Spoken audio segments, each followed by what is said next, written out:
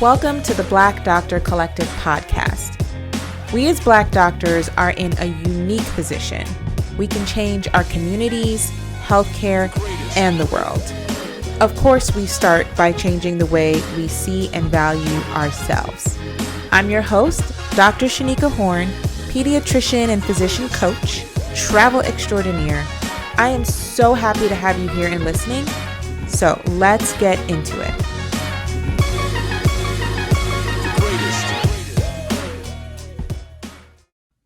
Hey, have you heard about my upcoming Masterclass, Contract Secrets?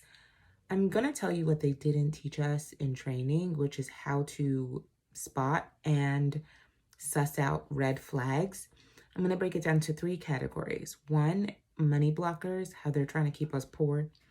2, time blockers, how they're trying to monopolize our time.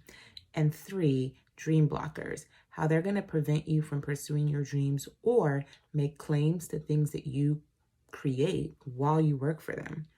Why this is not a mandatory part of residency or fellowship training is honestly beyond me, but we're going to break it down. In order to register, you can use the link in the show notes for this episode, or you can use the link on Instagram in my bio. I hope to see you there. Bye. Good day, everyone. Welcome to the 75th episode of the podcast. 75 episodes. I'm so excited. You guys have literally been rocking with me every week for more than a year. Thank you. I'm pumped. I'm actually I'm recording this late, so if you're watching this YouTube, you can tell by the lighting that it's dark outside already, and also that I'm preparing for a trip. I got my little pimple patch on. Sorry, y'all. Y'all gonna get me in all my full natural glory, okay? But tonight, I want to talk to you about a couple of things. First, I want to say this week I have a masterclass. I'm doing a contract secrets class to talk about what they don't teach us in residency about contracts, how to read them, and what to look out for. So please sign up for that. If you've missed it, then just look out for future masterclasses because I'm going to have them periodically. What's better even than this podcast recording? Real-time me. And so I've opened up that sign-up list for the masterclass on theblackdoctor.com. The link is also in my Instagram bio. It's in my email. If you're on my newsletter, it's everywhere, okay? So please sign up.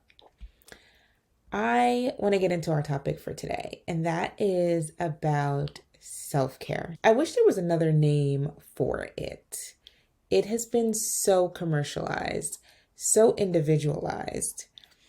The onus is placed on us to care for ourselves, despite the fact that there are so many environmental things, structural, systemic things that are creating the need for a self-care movement to begin with.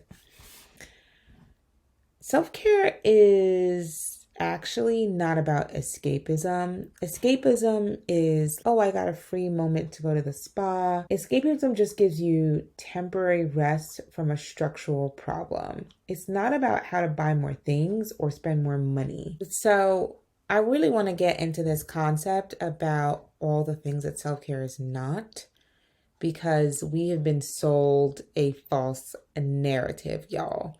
I remember thinking that self-care was about facials. What would I do if I just had a few extra minutes of free time? Maybe I would exercise. Maybe I would nap. I don't know. It was like, what was the self-care activity I was going to check off my list?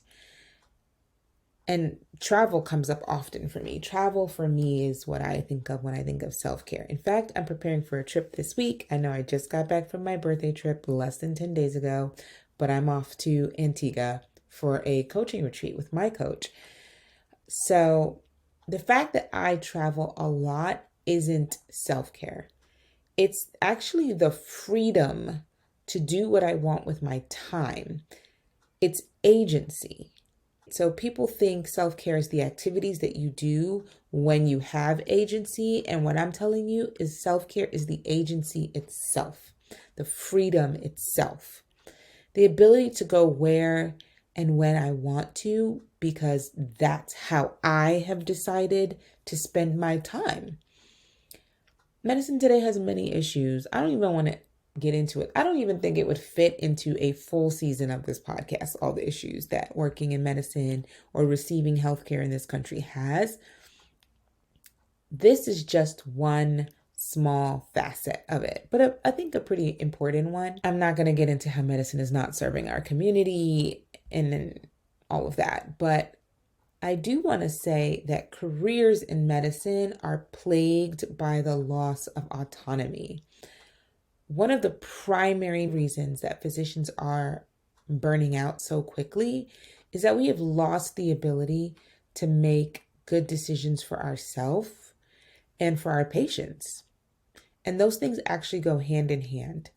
When I make choices that benefit me, they wind up actually benefiting my patient. It just maths. The maths. And it's not just because I'm happier. When I decide how I work, for me, I know when I decide I don't want to see 40 patients a day. I want to have a schedule that allows me to see patients. So I sometimes will include in a contract the cap or discuss really early on in the interview process, what's the cap on patients for the day? That decision for me to preserve my time and my energy actually directly benefits my patients, because now they're not jam-packed into a schedule. If they come with more issues than we anticipated, we can treat them. Having balance in the workday schedule so that I don't have to take home charts and that I'm not exhausted, having boundaries about when I work directly impacts my patient care. It means I'm not exhausted. And we all know being exhausted is like being drunk. There's so many studies about how missing sleep is terrible for your body. And also, when you're tired and you drive, it's like drunk driving. It's equivalent to having a blood alcohol level above the legal limit. I had this conversation earlier today where someone was telling me that daylight savings increases car accidents. I had to look it up. There are actual studies that show that daylight savings causes a 6% spike in fatal car accidents. You're probably like, Shanika, I'm not following. We were just talking about self-care and being exhausted. How did you get onto daylight savings? Literally, that is a study on losing 1 single hour of sleep. I cannot even tell you the lifetimes of sleep that I have lost to medicine. In a single day, on a single shift, in a single 24-hour period, the amount of sleep irregularities, disruptions to my circadian rhythm that I have endured in medicine. And we're talking about, as a country, we know that there are harmful effects of losing just 1 hour. And yet that's the culture of medicine. How does that make sense? It really doesn't. Sleep disruption, that 1 hour, same daylight savings effects, studies that I'm looking at reading, show that there are increased effects on your cardiovascular health, including more risk of stroke. I'm like, what are we talking about here? It worsens depression, anxiety, seasonal affective disorder. I'm like, imagine knowing all of this information, having all of this data and not doing anything about it. Like, all we have to do is stop daylight savings. Systemic fix to a systemic issue. But no. Every year we continue to roll those clocks. Makes no sense. And so it's easy to see how in this country we know the harmful effects of sleep deprivation and overworking individuals, and we just don't care. And I think we saw it really highlighted in COVID, where there was clear benefits to some of the public health approaches, but we were really weighing the lives of people against the loss of the economy. literal money making. How could businesses operate? How could we force people back into the office? How could we do things at a distance so to not ruin the potential economic status of the country? We were literally putting profits over people. And that's a system that medical services in this country runs on. There are actual systemic ills. And every day, someone somewhere is rolling out another wellness program. Like, what? Insanity. You're telling me that your little wellness program where you make people do yoga and meditation, or you give rewards for exercise, is going to fix the systemic problems that exist that force people to work while sleep deprived and without any autonomy? That don't make no sense, child. I remember in residency, my hospital had that little incentive program. We would get actual money, like cash dollars. And as a resident, listen, I was hungry and I was poor. Cash dollars they would give us for participating in the wellness program. Various things like getting a certain number of steps in a day or meditating or whatever. It was like nonsense. Going to the gym. And I remember, I believe it was my intern year, first year of residency, our program director offered a yoga program. So they hired a yoga instructor to come in around 6 p.m. for people to come down and do yoga. And I was hyped because I love yoga. So I was like, yes, this is great. They're investing us. Let me tell you how sometimes I was like one of the only people that showed up. And I initially was confused. I'm like, here they are trying to roll out this program that's going to be helpful for us. It's going to feed us. Why don't people want to come? Naive mind. People did not want to spend another hour in the hospital.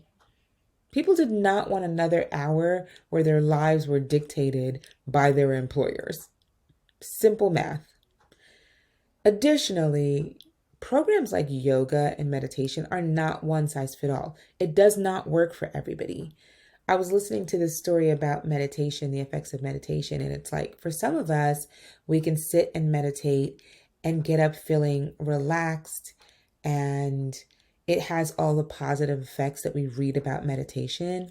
And for the rest of us, we sit there overthinking or coming up with to-do lists or planning out the rest of our lives to the point where we're so stressed that we just wasted 20 minutes that we should have been relaxing and meditating, coming up with our to-do list in our head. It just doesn't have the same effect for everybody. So creating a program that has one potential service, which is yoga, one potential problem-solving thing that does not fix anyone's problems is crazy, actually. A lot of people in my program were married, had kids, young babies. They wanted to go home. They did not want another hour of time in the hospital. They did not want to do yoga in the dusty auditorium in that carpet that hadn't been cleaned or changed in 15 years. They didn't want it. And I don't blame them. Because really, in actuality, what self-care is not is one-off activities. It's not a wellness workshop. It's not a program that convinces you that you are the answer to your self-care problems. It is not an individual problem. I recently learned that the origins of self-care came from Black women. Surprise, surprise, surprise, surprise. We come up with everything. Audre Lorde, Bell Hooks, some of these really profound thought leaders came up with rest. I think that same notion is continued by people like Trisha Hersey, the NAP minister. And it is that actual self-care involves rest. It's rest-based. It's agency. It's the ability to do less without trying to achieve a particular result. It's not talking about how to get the next facial, do more yoga, spend more money. It's not. It's really not what the self-care market has become, which is more ways to propagate capitalism. Knowing this piece, that it is rest-based, I think is something that I'm struggling with because, of course, my first question is, how do you support yourself? And that is because we live in a capitalist society. Money matters, right? Being able to support myself, being able to feed my family will always override a rest-based approach if we cannot see the path in which both those things can happen simultaneously. And so I'm still trying to figure that out. I know people are waiting on me, and I'm waiting on y'all to come up with a solution for how we could not be overworking ourselves, how we can not be working at all, honestly, and perpetually enjoy our life. I don't know what that solution is going to be. I just started reading Trisha Hershey's book. I've had it on my list forever. Rest is Resistance. I'm just starting to read that. I plan to read a little Audre Lorde and Bell Hooks this year. So maybe the answers are written in these works because this current system ain't it. In the interim, I continue to think about how we as doctors can combat the overall negative effects of a system. And so right now, my solution is starting off in an individual way. We need to reclaim our autonomy. What do we need to do to reestablish our own power, our own choice? How do we regain the agency that we desire in a culture that continues to propagate the tenets of capitalism and abusive work practices? Right now, I keep saying my solution right now is individual. We as individuals have to ask questions, have to demand, have to put our foot down a little bit or a lot of it, say what we're willing to do and not do. And in servicing ourselves, you begin to see the effects on the community because a well-balanced physician, a rested physician is just a better provider. We have longer careers. It just adds to sustainability in having a medical career and in helping and serving other people. So they're all tied. And in that way, it becomes a community-based intervention where we as a group decide that we are working on our agency, working on our autonomy. It allows us to impact everyone around us, our staff, our patient population, our families. So that is really the best solution that I have found to date. And I'm still working on it. But it is really to require that our jobs meet us in our demands for flexibility. I have found the way to do that is through negotiating the contracts. So for me, I'm going to always negotiate contracts that allow me to maintain power over my time, which is why you can see for this year, I've only taken on a job contract. I'm working per diem. I take on a job contract that allows me to work 2 to 3 days a week. I work less days with the option to add more, which is nice because trips don't fund themselves. But that schedule allows me to coach with the other doctors, to travel a lot. So I took my mom to Mexico for her birthday in February. I went to Florida in March for a coaching retreat with my coach. April into the end of April into May, less than 2 weeks ago, I was on a 2-week vacation in Grenada and St. Vincent. And tomorrow I'm heading off to Antigua for another retreat. And it's not just that I find travel restorative, is that I've also established a work-life balance. I hate the juxtaposition of work and life as a balance because work should not be equitable to life, but you get the meaning of my phrasing. I have created a balance that allows me to replenish and restore myself by stepping away from the office. And when I come into the office, I'm not bitter the whole time because I know that I can step away when I need to. I show up better for my patients when I work this way. I always encourage other doctors to ask for what they need at work and get what they want out of their job. because I think it benefits us as a community. When we start to change the culture of how things work as physicians, where we're not committing to these abusive schedules, then eventually these systemic changes start to roll out. And honestly, I guess right now, the onus is still placed on us, right? As leaders in the field, it still falls under our responsibility always to lead the way. And that's just where we are right now. So until I come up with a better solution, that is my solution, is to negotiate your way into a well-paying, maximum flexibility contract that allows you to do whatever the thing is that is replenishing for you. If that's more time with your family, if that's more vacation time, if that's time to pursue creative interests and hobbies, whatever that may be, you should have the flexibility, the agency to do that. Still a work in progress, still working on solutions.